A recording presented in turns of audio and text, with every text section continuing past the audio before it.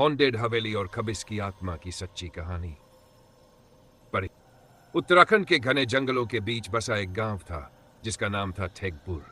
इस गांव की पहचान जितनी पुरानी थी उससे कहीं ज्यादा डरावनी थी, खासकर उस वीरान खंडहर जैसी हवेली के कारण जिसे लोग नागेश्वरी हवेली कहते थे।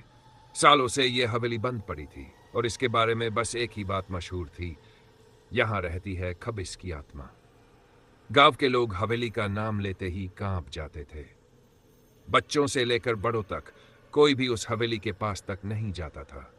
हवेली से अजीबोगरीब आवाजें आती थी, कभी चीखने की, कभी हंसी की, तो कभी किसी भारी चीज के गिरने की आवाज। लेकिन किसी ने वहां जाकर देखने की हिम्मत नहीं की, क्योंकि सबको लगता था जो भी वहां गया वो लौटकर कभी नहीं आया।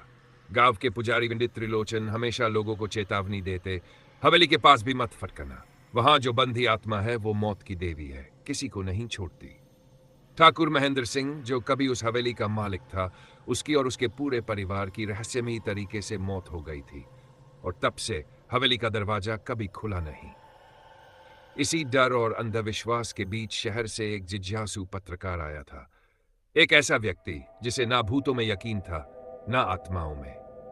वो इन सबको अफवाहें और कहानियों का नाम देता था।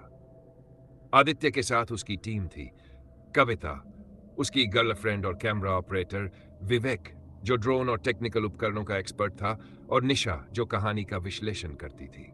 आदित्य ने जब नागेश्वरी हवेली की कहानी सुनी तो उसने ठान लिया वह सच्चाई दुनिया के सामने लाएगा।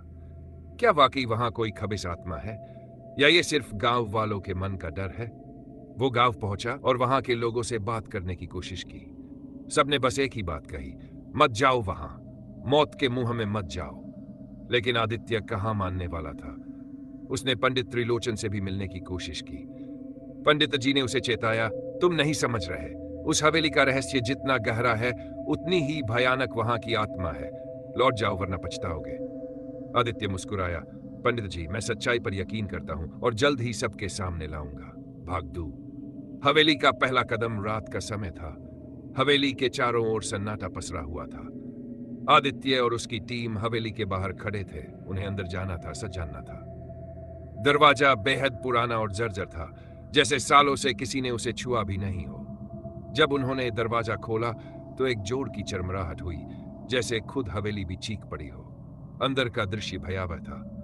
हवेली में एक अजीब सा ठंडा माहौल था, फर्श पर धूल और दीवारों पर लगे चित्र, सब जगह वीरानी और खौफ था। अचानक निशा को लगा कि दर्पण में कोई परछाई हिल रही है। वो डरते हुए पीछे मुड़ी, लेकिन वहां कोई नहीं था।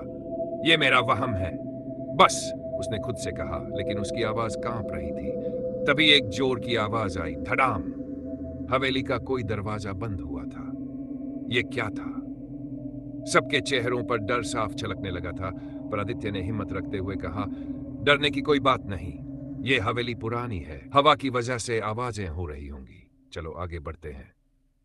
खबिस की पहली झलक धीरे धीरे टीम हवेली की गहराइयों में उतरने लगी। हवेली का हर कोना रहस्यमयी था। तभी विवेक ने अपने ड्रोन के कैमरे में कुछ अजीब कैद किया, एक धुंधली आकृति। उसे देखकर सबके रोंगटे खड़े हो गए। ये क्या है? निशा ने भयभीत होकर पूछा। आदित्य ने कैमरे की तरफ देखा और कहा, यह कोई भूत नहीं है, शायद रोशनी का खेल है।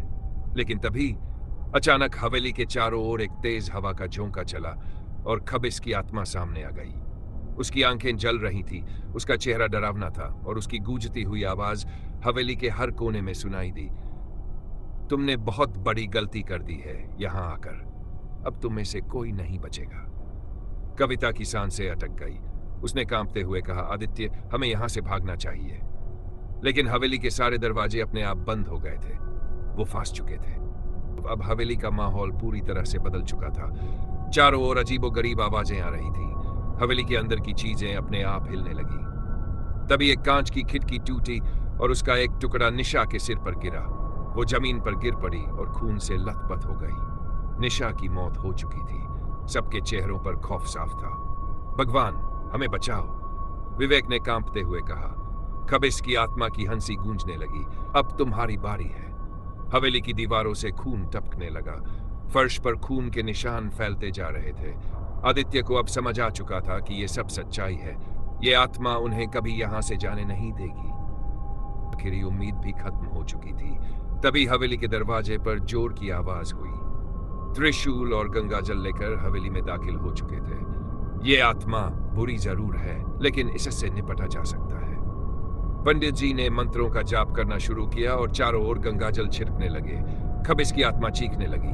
हवेली में चारों तरफ आग की लपटें उठने लगी, पर पंडित जी ने हिम्मत नहीं हारी। धीरे धीरे खबिस की आत्मा कमजोर होने लगी। हवेली की दीवारों से टपता खून गायब हो गया। हवेली में अब शांति थी। आत्मा हार चुकी थी। पंडित त्रिलोचन ने आदित्य और उसकी टीम को बाहर निकालते हुए कहा, यह हवेली अब सुरक्षित है, लेकिन आगे से कोई यहां ना आए। जो यहां आता है उसका अंत बहुत बुरा होता है। आदित्य और उसकी टीम बच गई, लेकिन निशा की मौत का दुख उनके चेहरों पर साफ झलक रहा था। आदित्य ने कैमरे की ओर देखते हुए कहा, इस अनुभव ने हमें एक बात सिखाई है। कुछ रहस्य ऐसे होते हैं जिन्हें कभी नहीं छेड़ना चाहिए। जो इंसान के दायरे से बाहर है वो बस हमें विनाश की ओर ले जाते हैं। कहानी सिर्फ हवेली और खबिस की आत्मा की नहीं थी। यह इंसानी जिज्ञासा और आत्माओं के खतरों के बीच की जंग थी। अदृश्य शक्तियों को नजरअंदाज करना कभी-कभी सबसे बड़ी भूल हो सकती है।